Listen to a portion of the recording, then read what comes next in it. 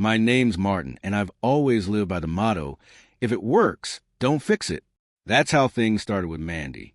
Practical, straightforward, no drama. We had a plan before we even got engaged.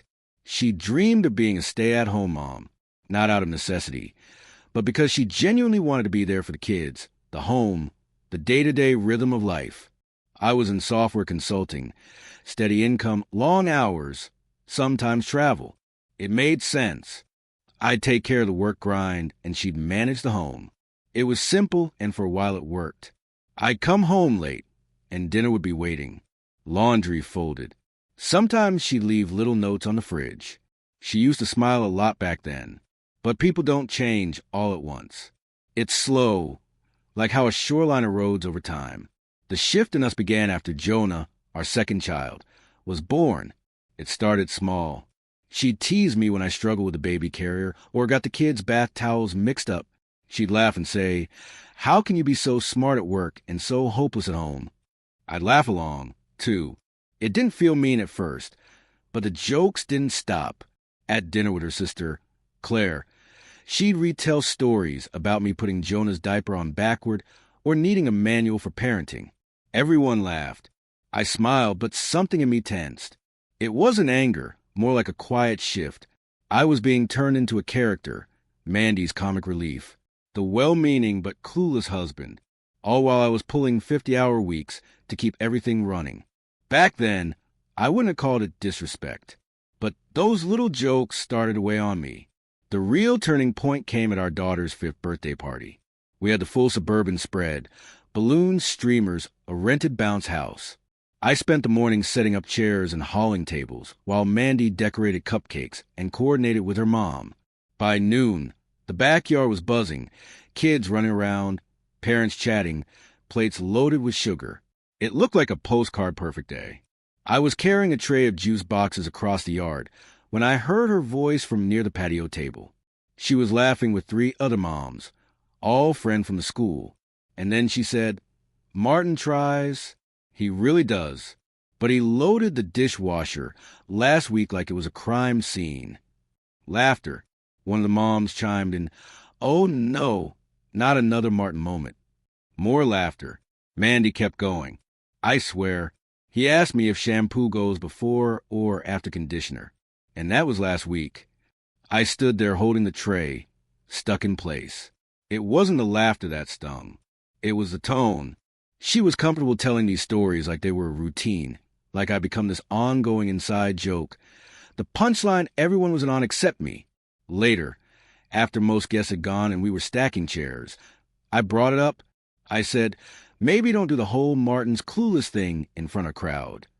She looked at me surprised. "What are you talking about?" I told her, "I just don't want to be the butt of every joke when there's an audience." She smirked. "Oh, come on. It's not that deep." That was the problem. Everyone laughed, and to her, that made it okay. I didn't sleep much that night. Not from anger. It was more like this creeping awareness that something was shifting. Respect, maybe, and once it's gone, it's hard to claw back. A few days later, I took Jonah to his pediatric checkup. Mandy had a yoga class and asked me to cover it. No big deal. I packed everything, snacks, immunization records, even extra diapers. I felt prepared. But while checking in at the clinic, the nurse looked at me with this amused smile. "You're Martin, right?" she asked, flipping through the file. I nodded. She chuckled. "Your wife says you're brave for flying solo today." I gave a weak smile. "It's not that hard." She grinned. "Oh, I know. She's just funny. Always cracking jokes about your dad's skills." I didn't say anything, just nodded. But that line, "cracking jokes about your dad's skills," echoed all the way home in the car with Jonah asleep in the back. I just sat there staring at the dashboard. She wasn't just making those jokes at home. She'd started sharing them out in the world, and people believed them. 2 days after that, her brother Scott came by to help me install shelves in the garage. We were measuring studs when he tossed me a level and said, "You sure you know how to use that? Mandy says tools aren't really your thing." I didn't answer, just looked at him. He laughed nervously. "Just teasing, man." Sure. That night, I brought up again. At dinner, I asked, Mandy, you ever notice how people are starting to echo your jokes about me? She didn't look up, just kept cutting Jonah's chicken nuggets. I said, Claire, Scott, the nurse at the clinic, you're building this version of me and passing it around like a party favor. She rolled her eyes. Okay, now you're being dramatic. I'm telling you what's happening. I said, you can ignore it or you can hear it, but it's happening. She didn't respond. That silence said enough. She wasn't really listening. About a week later, she hosted a girls' night at the house. Wine, snacks, a movie. I didn't mind. I usually kept the garage or upstairs, gave them their space. It was our routine. Only now, that quiet corner of the house didn't feel like peace. It felt like retreat, like I'd been pushed out of something I didn't even realize I was losing until it was already halfway gone. I was sitting on the couch in the upstairs den, wrapping up some emails when I heard my name again.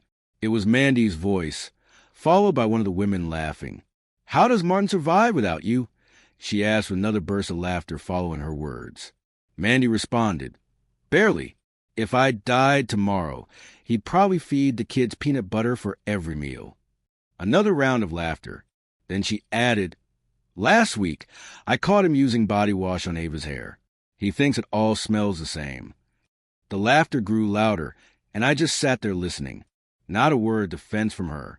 No mention of how hard I try or how much I'm learning. Just endless jokes at my expense. I didn't interrupt. I didn't make a scene. I just stayed silent, waiting for them to leave. When they finally did, I found myself in the kitchen, wiping down counters that weren't even dirty. Mandy walked in. You okay? She asked, though the way she said it with that narrowed look made me feel like it was more of an accusation than concern. What's that supposed to mean? I asked. She sighed. It was just jokes. You're taking it too seriously. I take respect seriously, I said, my voice steady. You're overreacting, she replied, leaning against the fridge. No, I said, shaking my head. I've just been underreacting for too long. She opened her mouth but closed it, then walked out without saying another word. That night, I packed a bag. Not dramatically, just a duffel with clothes and my charger. I didn't slam doors, didn't leave a note. I just walked out and drove, checking into a hotel just a few exits away. I slept like a man who hadn't slept in weeks. The next morning, my phone buzzed. It was a text from Mandy. Are you seriously pouting? Grow up. I stared at the screen. It wasn't concern. It was dismissal, as if I'd just taken a break from folding laundry, not walked out of the house. I typed back, I need some space. Don't text me again tonight. Then I turned my phone off and tossed it onto the nightstand. I stayed at the hotel for 3 nights. The first was filled with silence. The second, I got 2 texts from Mandy, both versions of you're being ridiculous. On the third night, nothing. I thought maybe she was done trying. Then the next morning, my phone rang. An unknown number. I almost let it go to voicemail, but decided to pick it up. Martin said Gina, Mandy's best friend. I know this is weird, but I think you should hear this. Mandy's a mess. She's not going to say it, but I've never seen her like this. Did she ask you to call me? I asked, still sitting up in bed. No, she has no idea I'm calling you, but she's walking around like she's fine. Meanwhile, she hasn't eaten in a day and keeps snapping at everyone. I told her she went too far. Gina's voice softened. She really didn't mean it to go where it did. I think she finally gets it. She's been telling those stories for years like they were harmless, and now she's realizing they weren't. I exhaled. She thought I'd never leave. I said. There was a pause. Look, Gina said, I'm not taking sides, but if you care, and I know you do, maybe don't wait too long to talk. She's not great at apologies, but I promise you this one's real. When we hung up, I just sat there for a while staring at the carpet. Gina didn't owe me that call. She could have stayed out of it, but she didn't. That afternoon, I got a text from Mandy. It was short, different from the others. No jokes, no sarcasm, just a simple, I'm sorry. I didn't see it until now. I didn't reply right away. But that night, I left the hotel and drove home. Not because she asked me to, but because I needed to see her face to face. When I walked through the front door, Mandy was standing in the kitchen like she had been frozen there for hours. She didn't say anything at first, just looked at me. No glare, no smirk, no roll of the eyes. Just quiet. "I wasn't sure you'd come back," she said softly. "I wasn't sure either," I replied, setting my bag by the wall and sitting at the table. She moved toward me slowly, cautiously, as though unsure how I might react. Then she said, "I'm sorry."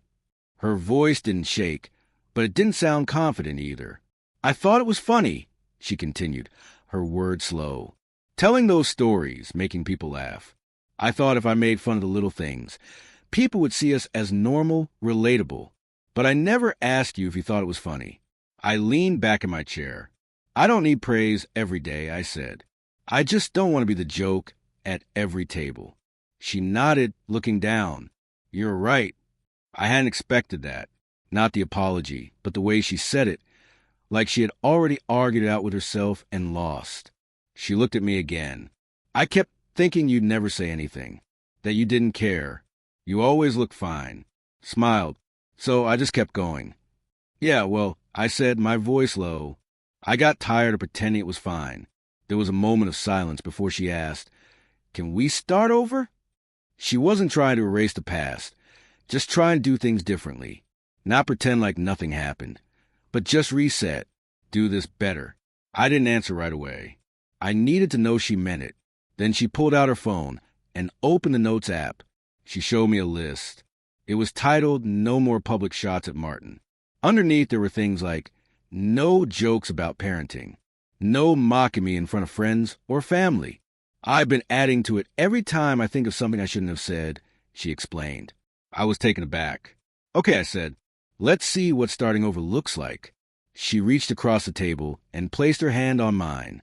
There were no grand speeches, no big gestures, just that. We didn't say much for the rest of the night, but the silence felt different this time. It felt good. Change didn't come all at once.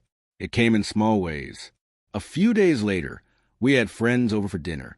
Normally, I'd brace myself, waiting for the punchline, the joke about how awful I was with the kids or the house. But that night, Mandy didn't go there. She asked me about work. She let me finish a sentence without interrupting. When someone joked about husbands never helping with bedtime, she just smiled and said, "Martin's actually been a rock with the kids lately. I've been lucky." That was it. No wink, no backhanded jab, just a simple statement. After they left, I was cleaning up when Mandy walked over and handed me a glass of water. "I could tell you were waiting for it," she said. "I saw it on your face." I didn't deny it. "I'm trying," she added, "not just to fix what I did, but to see you better." It wasn't a grand moment, but it mattered. In the weeks that followed, I noticed more changes. No more eye rolls when I offered to help. No more redoing tasks I'd already done. If I dressed Jonah wrong, she fixed it without saying a word. If I cooked breakfast, she ate it without offering critique. And one morning, I found a note on my car windshield before heading to work. It said, "Thank you for showing up even when I didn't see it. The thing is, I never wanted perfection. I didn't need some fairy tale ending. I just needed respect, recognition. We're not perfect now. We still bicker. We still make mistakes. But the difference is when I speak, she listens. And when she laughs, it's with me, not at me." People say relationships are built on love, but that's only part of it. The rest is built on the things you don't laugh off, the things you fight for when no one's applauding. Looking back, I'm glad I left that night. Not to hurt her, but to make sure I wasn't continuing to hurt myself. And when I came back, it wasn't to go back to the way things were. It was to build something better.